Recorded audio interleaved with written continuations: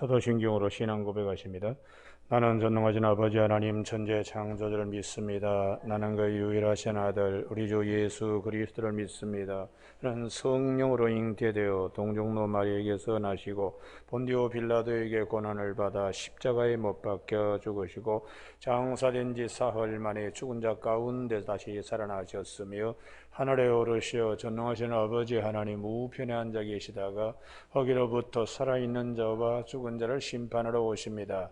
나는 성령을 믿으며 거룩한 공교회와 성도의 교제와 죄를 용서받는 것과 몸의 부활과 영생을 믿습니다. 아멘. 오늘 아침에 하나님께서 우리 모두에게 주시는 말씀은 시편 125편 1절에서 마지막 5절까지 한 절씩 교독하십니다. 여호와를 의지하는 자는 시온산이 흔들리지 아니하고 영원히 있음 같도다.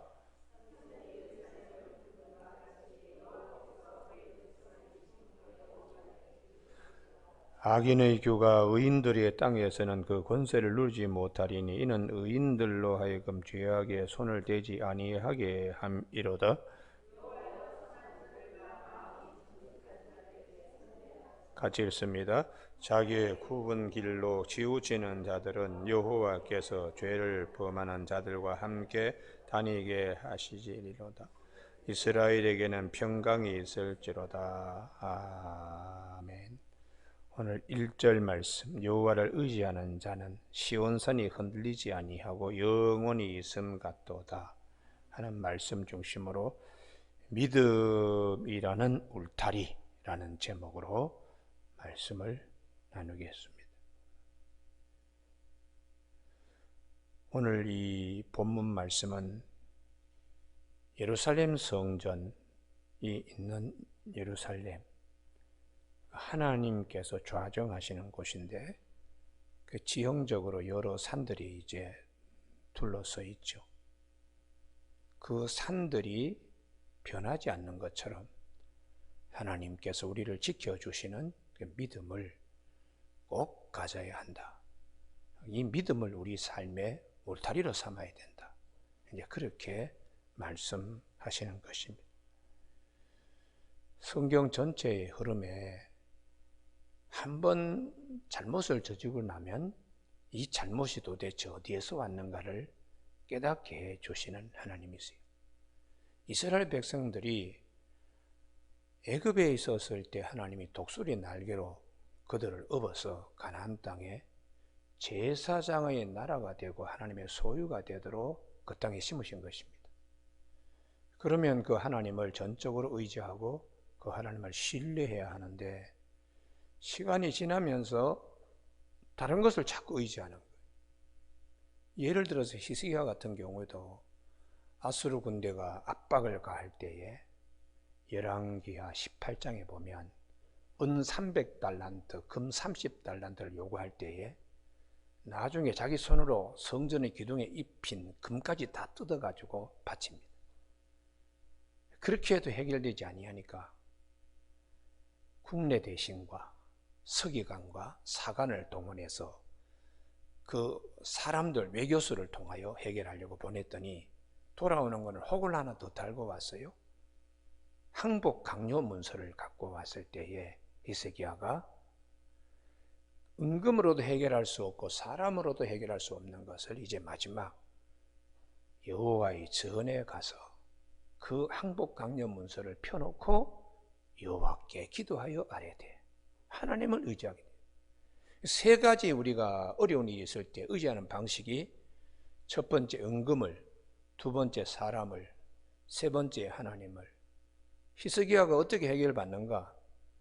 하나님께서 하나님을 의지하고 하나님을 울타리 삼아서 그 보호받으려고 하는 그 믿음을 보시고 히스기야에게 아수르 군대 18만 5천 명을 하나님이 다스리겠다고 그렇게 말씀하셔서 히스기야가 그 전쟁에서 누구 하나 희생당하지 않고 그렇게 승리한 일이 있습니다. 우리가 살아갈 때 이 부분이 대단히 중요한데 그 아들 므낫세는 전혀 반대입니다. 아버지 히스기야가 그렇게 은혜를 하나님께 입었던 그 하나님을 전적으로 울타리로 삼고 신뢰하지 않고 우상백화점으로 예루살렘을 죄망치는 거예요. 그래서 하나님께서 하나님을 의지하지 않은 므낫세 55년 동안 제위 가운데 하나님이 다 지켜보시더라도 끝까지 그 모양이에요.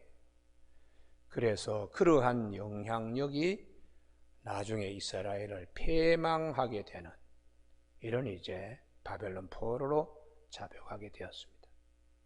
이후에 임금들 요시야를 빼고는 나머지 다 요아스, 요야킴으로 이름을 개명합니다만 요야킨, 시드기야 다 하나님을 의지하지 않고 이들은 국가가 어려웠을 때에 애굽을 의지하고 또 다른 외국 병사들을 의지하면서 이걸 해결하려고 하다가 이제 결국은 바벨론 포로로 잡혀갔어요.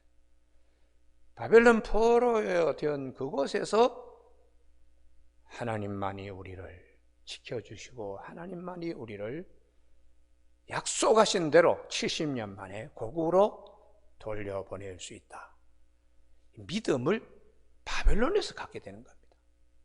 가나안 땅에서 그토록 하나님이 많은 선지자를 통하여 다른 걸 의지하지 말라, 남방 세력 애굽을 의지하지 말라 그러고 또 새로운 신흥국가 바벨론을 의지하지 말고 하나님만을 의지하라 수없이 그렇게 했는데 외쳤는데도 결국은 그 선지자들의 말을 귀담아 듣지 않고 바벨론 포로로 끌려가서 그 땅에서 비로소 하나님을 의지해야 되겠구나.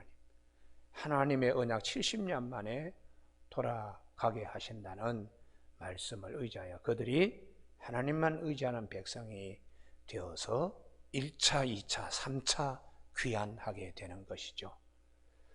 우리가 이 부분을 잘 살펴야 됩니다. 성경에 사울 임금도 처음에는 하나님의 은혜로 베냐민 지파, 제일 약한 지파 가운데도 제일 약한 아비 키스의 집에 태어난 자기를 이스라엘의 초대 왕으로 세울 때에 성령의 기름 부음으로 성령으로 시작했다가 나중에 점점 하나님을 의지하지 않고 엔돌의 신접한 여인을 의지하러 갑니다. 그래서 하나님이 그를 죽이기로 작정했다고.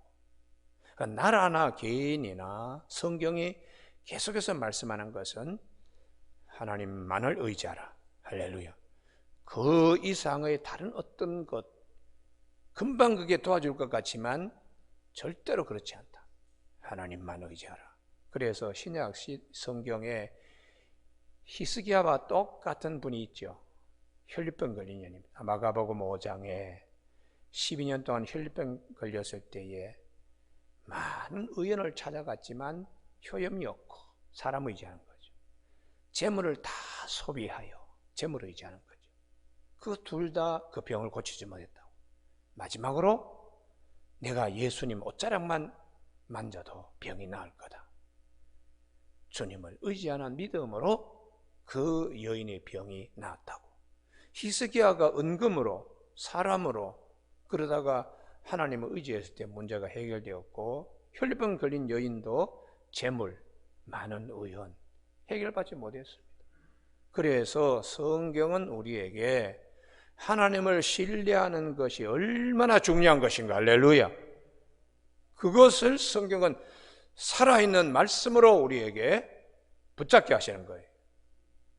근데 우리가 이제 살면서 평소에 다급한 일이 생기지 아니하고 죽고 사는 일이 생기지 아니하면 다른 것을 그냥 다른 것과 같이 놀다가 시간을 다 보냅니다. 다 그냥 놀다가 보냅니다. 그러다가 이제 예상치도 않는 갑자기 죽고 사는 아주 심각한 문제가 딱 닥쳤을 때는 너무 당황하는 거예요.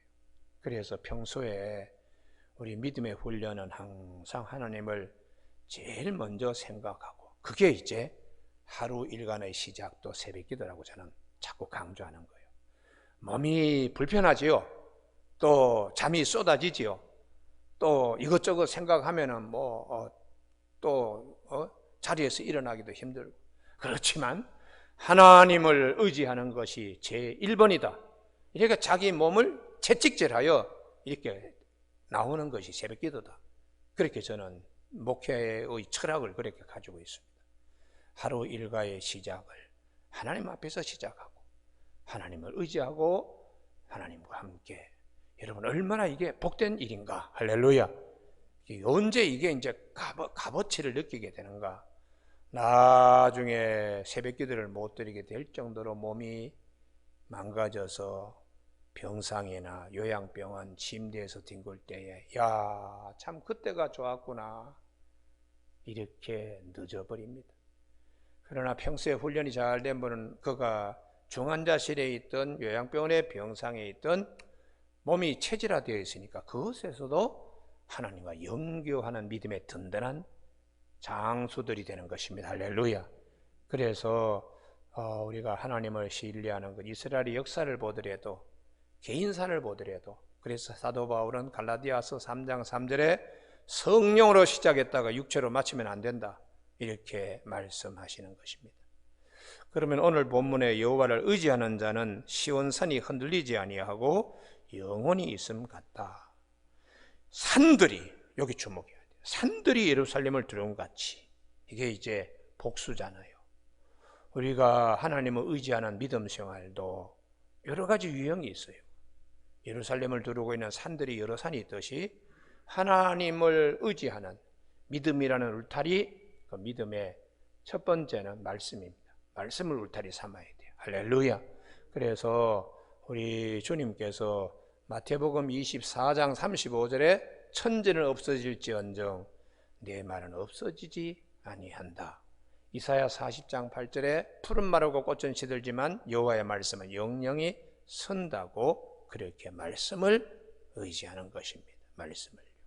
그래서 주님께서 내 계명을 지키는 자라야 나를 사랑하는 자니 나를 사랑한 자는 내 아버지께 사랑을 받을 것이 나도 그를 사랑하여 그에게 나를 나타내리라. 너희가 내 안에 내 말이 너희 안에 거하면 무엇이든지 원하는 대로 구하라. 그렇게 말씀을 의지하는 거예요. 우리가 하나님을 믿고 하나님을 신뢰하는 거 구체적으로 말씀을 의지하는 겁니다. 그래서 말씀을 의지할 때에 마귀가 건져하지 못합니다. 마귀가 마태복음 4장에서 예수님이 마귀에게 유혹받고 시험당했을 때도 기록하였으되 사람이 떡으로만 사는 것이 아니라 하나님 입에서 나오는 모든 말씀으로 산다. 기록하였으되 주 너 하나님만을 경배하라고. 사탄아 물러가라. 뭐 하나님을 시험치 말고. 이런 전부 다 말씀, 기록된 말씀을 가지고 주님이 이기셨습니다. 그래서 사도 바울은 에베소서 6장 17절에 하나님의 전신갑주 가운데 이 말씀을 성령의 검이라고 말씀하세요. 할렐루야. 그래서 히브리서 4장 12절에 하나님의 말씀은 살아있고 운동력이 있어서 좌우의 어떤 날쌘검보다도 예리하다고 그렇게 말씀하고 있습니다. 두 번째에 우리가 기도입니다. 기도는 또 이 산들이 예루살렘을 두름같이 믿음 생활에 아주 중요한 또 한 부분입니다. 그래서 우리가 시편 50편 15절에 환난 날에 나를 부르라. 내가 너를 건지린 네가 나를 영화롭게 하리로다. 예레미야 33장 3절에 너는 내게 와서 부르지 내가 내게 응답하기 네가 알지 못하고 그거 비밀한 일로 내게 보이리라. 또 주님이 그러셨잖아요. 마태복음 7장 7절에서 구하라 찾으라 문을 두드리라. 문을 두드린 자 열릴 것이다. 악한 아비라도 자식에게 좋은 것을 줄 줄 알거든 하물며 천부께서 너희에게 좋은 것을 주시지 않겠느냐. 이렇게 누가복음에서는 성령을 주시지 않겠느냐 이렇게 말씀하셨습니다. 그래서 사도 바울은 로마서 8장 32절에 자기 아들을 아끼지 아니하시고 우리 모든 사람을 위하여 내어주시니까 어찌 그 아들과 함께 우리에게 모든 것을 주시지 않겠느냐. 구하라 찾으라 문을 두드리라. 그래서 우리 하나님을 신뢰하는 방법 가운데 하나는 또 기도 생활입니다. 세 번째의 찬송입니다. 찬송. 그래서 이사야 43장 21절에 내가 이 백성을 지은 것은 나를 찬송하게 하려 함이라. 우리가 찬송하고 찬미하고 하나님을 향하여 우리가 이것을 올릴 때에 마귀가 달아나고 하나님은 기뻐하세요. 사울 임금이 악령에 사로잡혔을 때에 다윗이 수금을 켰더니 악령이 달아나고 치유가 된 사건들이 있습니다. 그래서 우리 하나님께서 우리에게 사도 바울의 경우도 빌립보 감옥에 갇혔을 때에 밤중에 일어나 찬송하고 기도했다고. 그랬더니 하나님이 옥토를 움직이는 지진을 보내셨다고 이렇게 되어 있습니다. 여러분, 우리가 이 모든 것, 말씀과 기도와 찬송, 이 세 가지가 하나로 일어나는 것이 예배입니다. 예배. 그래서 예배가 중요하다. 예배가 중요하다. 이 시편 50편 5절에 나의 성도들을 내 앞에 모으라. 저들은 나와 제사로 언약한 자들이에요. 언약한 자. 그러니까 하나님께서 친히 우리에게 울타리 되어 주시고 믿음의 방패가 될 수 있는 길을 성경은 산들이 예루살렘을 두름같이 말씀과 기도와 찬송, 이런 예배, 이런 걸 통하여 우리가 영적으로 든든히 세워져 갈 수가 있습니다. 그래서 어느 시대나 이걸 소홀히 할 때는 꼭 다른 것을 더 중하게 여겨요. 그래서 예배를 소중하게 여기지 아니할 때는 다른 것을 더 쾌락이라든지 국민의 그 행복 지수가 높아갈수록 하나님을 멀리하게 됩니다. 지금 시대만이 아닙니다. 이스라엘의 역사에도 두루두루 살펴보면은 솔로몬 시대 때 제일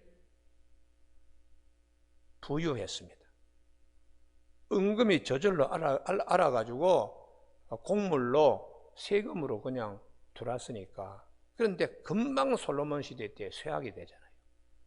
금방 많은 우상들 또 여인들 예루살렘에 그냥 우르르 하고 쏟아져 들어오는데 하나님을 멀리 했습니다. 결국은 솔로몬은 노년에 하나님 앞에 입속에 넣었다가 뱉어버린 바 되는 그런 솔로몬이 되고, 본인만 그렇게 되면 괜찮은데 나라가 두툼하게 났어요. 쭉 찢어져 가지고 10개의 지파가 이제 북이스라엘을 세우는 그런 아주 불행한 일을 겪게 되었어요. 그래서 우리가 이 서구의 문명도 마찬가지입니다.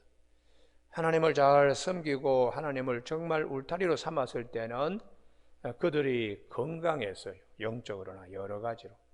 그러나 그렇지 않을 때, 특별히 중세 교회가 타락한 것은 하나님을 전적으로 의지하여 말씀과 기도와 찬송, 이걸 중하게 여기지 않고 은금부활을 중하게 여겼습니다.